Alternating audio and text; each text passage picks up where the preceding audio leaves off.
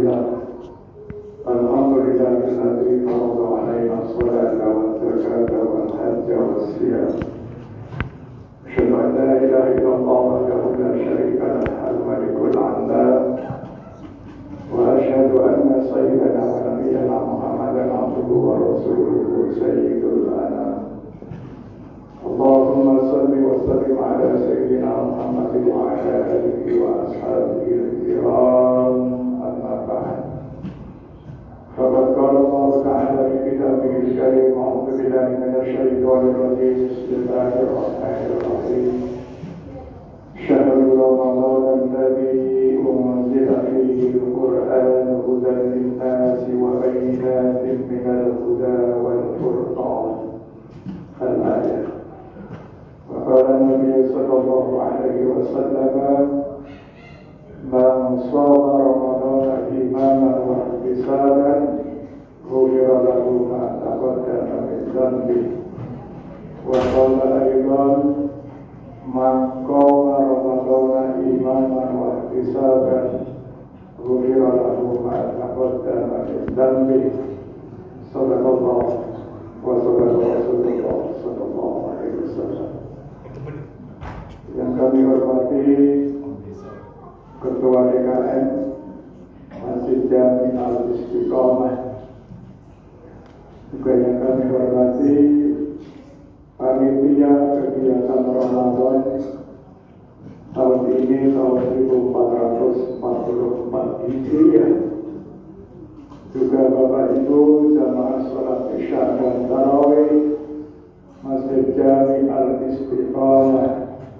Mudah-mudahan tetap istiqamah dan beramal saleh dan beribadah kepada Allah Subhanahu wa taala. Amin ya rabbal alamin. Mari kita bersama-sama membaca tasbih subhanallah walhamdulillah, membaca tahlil la ilaha illallah, membaca takbir Allahu akbar, membaca hauqah la haula wala quwwata illa billahil aliyyil azim. Ucapan kalimat thayyibah itu sebagai ungkapan syukur kita, terima kasih kita kepada Allah Subhanahu wa taala bahwa doa yang kita panjatkan kehadirat Allah mulai tanggal 1 Rajab, doa kita itu diijabah dan dikabul oleh Allah Subhanahu wa taala.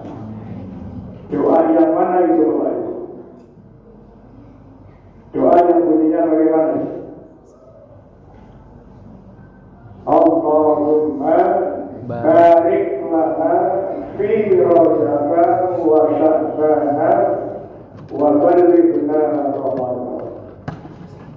Ya Allah, barakahi kami ya Allah di bulan Rajab, barakahi kami ya Allah di bulan Sya'ban, dan pertemukan kami ya Allah dengan bulan suci Ramadan dalam keadaan sehat, afiat, kuat, manfaat, berkat dan selamat. Amin ya rabbal. Dan tidak terasa malam ini kita sudah masuk di malam yang ke berapa? 17.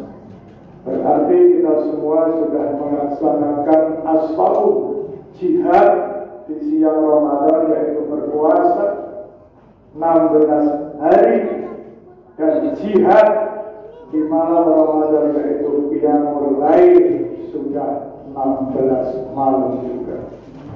Mudah-mudahan seluruh ibadah yang sudah kita lakukan, apakah itu sholatul maktubah, sholat rawatib, sholat tarawih, puasa, tadarus Al-Quran, pemberian iftar, dan yang lainnya, mudah-mudahan semuanya mendapat ridho dan diterima oleh Allah Subhanahu wa Ta'ala.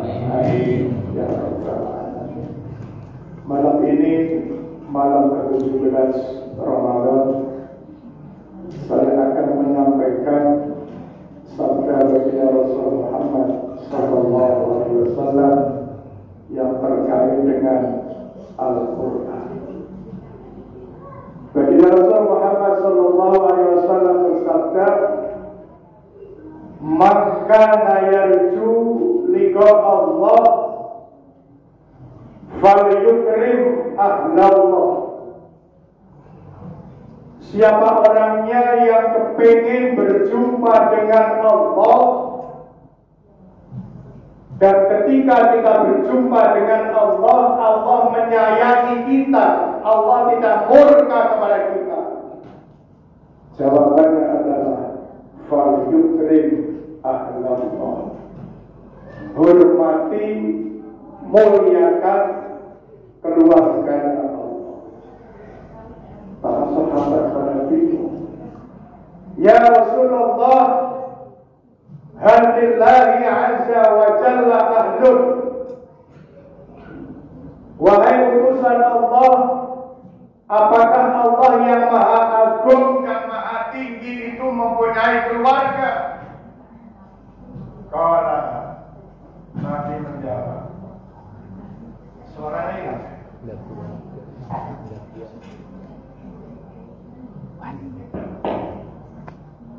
Qala, Nabi menjawab, na'am, iya, Allah mempunyai keluarga yang ada di muka bumi ini.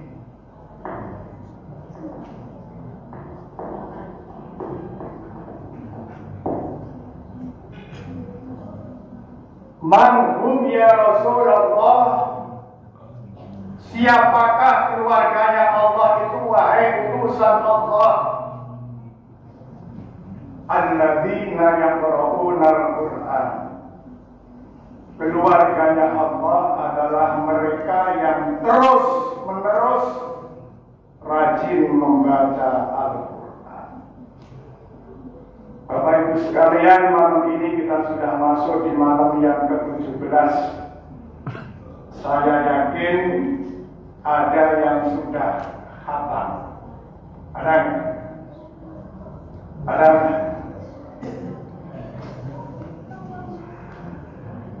Keluarganya Allah adalah orang-orang yang rajin membaca Al-Quran, tapi bacaannya benar. Makharijul huruf, keluar masuknya suara dari lisan kita benar. Bisa membedakan antara sin, shin, shad, dot, do, ta, ain, a.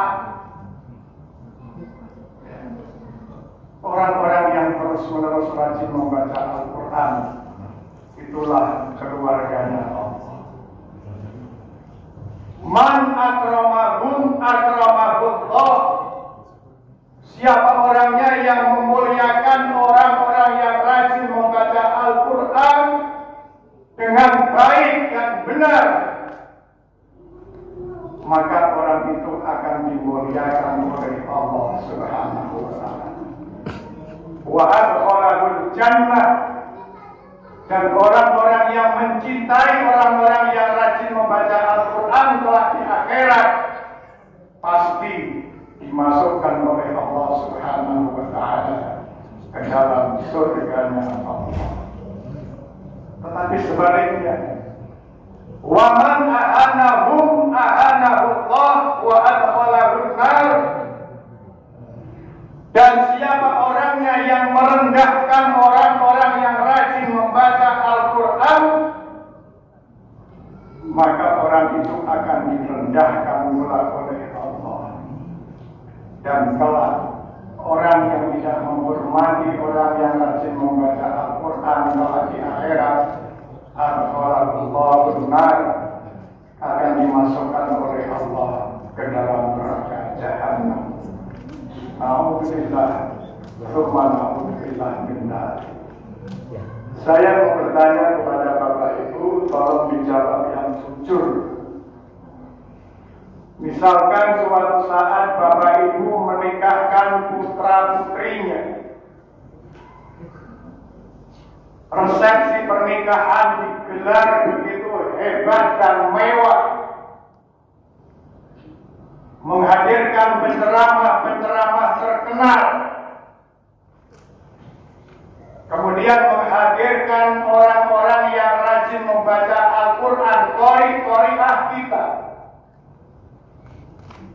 Saya juga diundang di situ. MC-nya Irfan Hakim, Abdel, Gilang, dan yang lainnya. Kemudian di dalamnya ada pelawak juga. Ada Narji, temannya Narji. Dani Pak Dani. Saya mau bertanya, kita menghadirkan mereka, kira-kira amplopnya yang paling besar yang mana? Pelawakan. Berarti sama dengan melecehkan, merendahkan keluarganya Allah. Yang diberikan amplop yang besar harus yang membaca Al-Quran. Misalkan saya diundang untuk memimpin doa sekaligus palang hujan misalkan. Gak usah dikasih amplop yang gede yang baca Quran saja. Karena orang yang membaca Al-Quran itu kalau kita muliakan, suatu saat kita sakit dan dia mendengar, kita dijenguk apa? Dijenguk. Kalau kita ngasih amplop yang besar kepada pelawak tadi, kita sakit, pelawak itu datang. Kita meninggal, dia datang nggak? Kita ada takziah, dia datang nggak? Tapi orang-orang yang terus rajin membaca Al-Quran pasti akan hadir sampai pemakaman, sampai takziah itu selesai. Kenapa? Karena mereka adalah keluarganya Allah.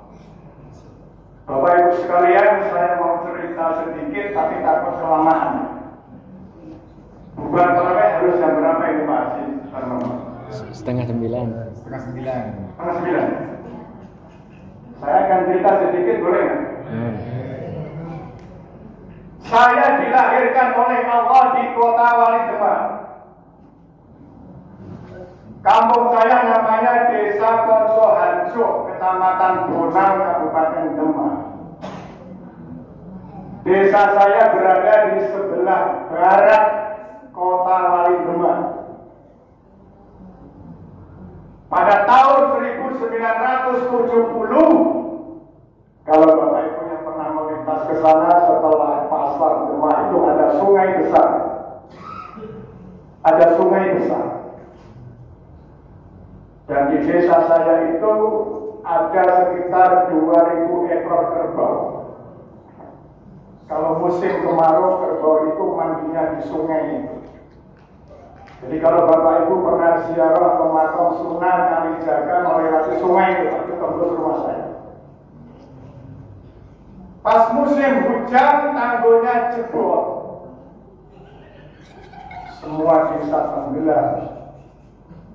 Sampai atas genteng yang kelihatan.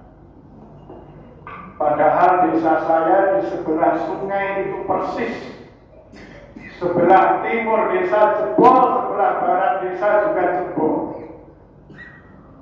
Tetapi desa saya tidak tenggelam, kering. Kayak perahu.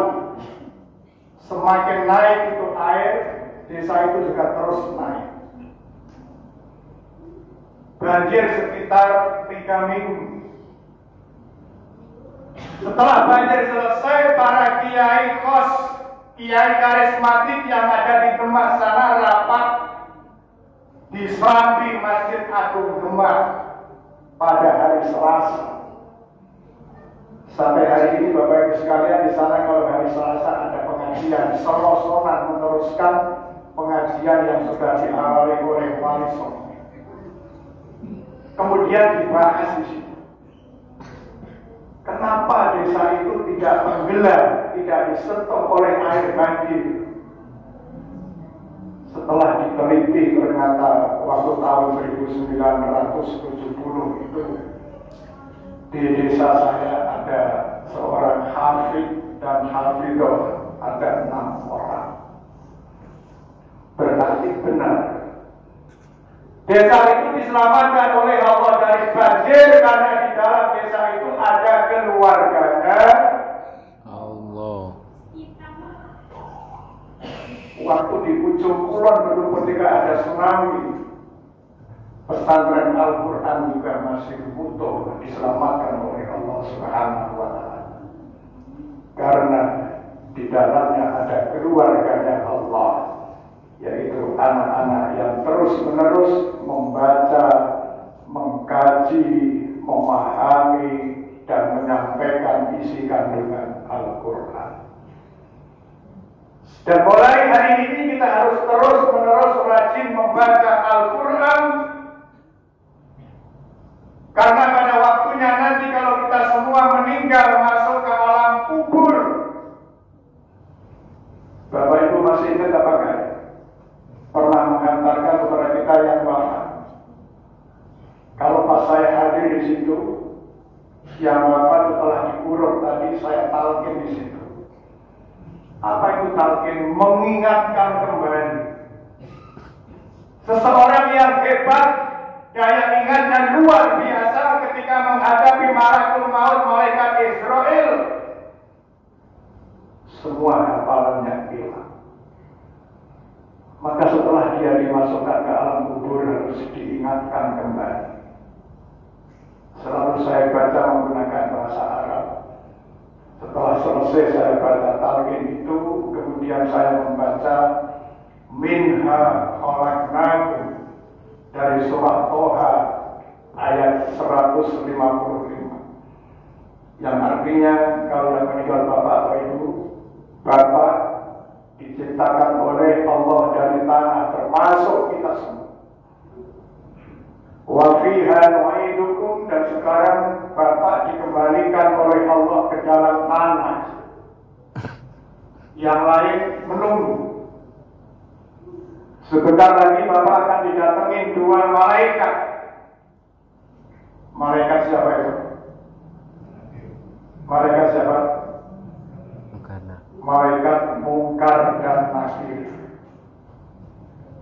Bapak Ibu tidak usah takut, tidak usah gemetar, tidak usah sedih, karena keduanya adalah makhluk Allah sebagaimana Bapak tahu. Kedua malaikat itu mengajukan 6 pertanyaan. Pertanyaan itu lebih berat daripada pertanyaan seorang calon dokter. Kenapa saya katakan berat? Tidak semua orang lulus menjawab pertanyaan yang diajukan oleh malaikat Mungkar dan Nakir. Ada 6 pertanyaan, salah satunya adalah Wama imamuka, apa imamu? Apa petunjuk hidupmu? Kalau kita tidak pernah membaca Al-Quran, memahami isi Al-Quran, mengamalkan isi Al-Quran, menyampaikan isi Al-Quran kepada orang-orang yang kita cintai, pasti lisan kita terkunci, tidak bisa menjawab. Tapi kalau kita tidak bisa membaca Al-Quran, tidak mahir membaca Al-Quran, bagaimana caranya besok di akhirat kita mendapatkan syafaat dari Allah dan Rasulnya? Pertama, perbanyak membaca sholawat kepada baginda Rasul. Yang kedua, bersilaturahimlah kepada orang-orang soleh, kepada orang-orang alim. Karena orang soleh, orang alim itu besok mendapat izin dari Allah untuk memberikan pertolongan kepada orang-orang yang mereka kenal. Dan yang ketiga, bergaulah dengan orang-orang yang rajin membaca Al-Quran. Maka selamatlah kita di akhirat kelak. Mudah-mudahan Allah Subhanahu wa Ta'ala terus-menerus mengucurkan rahmat, nikmat, hidayah, taufiknya kepada kita, sehingga di dalam mengisi sisa-sisa usia kita ini, kita terus-menerus mencintai Al-Quran. Kenapa bulan Ramadan ini disebut dengan Sayyidus Syuhur, penghulunya hari? Karena di dalam bulan Ramadan itu diturunkannya Al-Quran.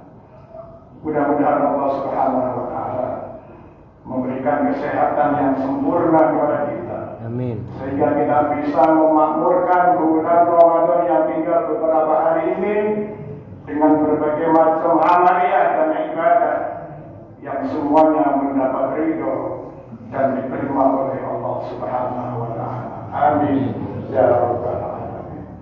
Sekian dan demikian, lebih kurangnya mohon maaf.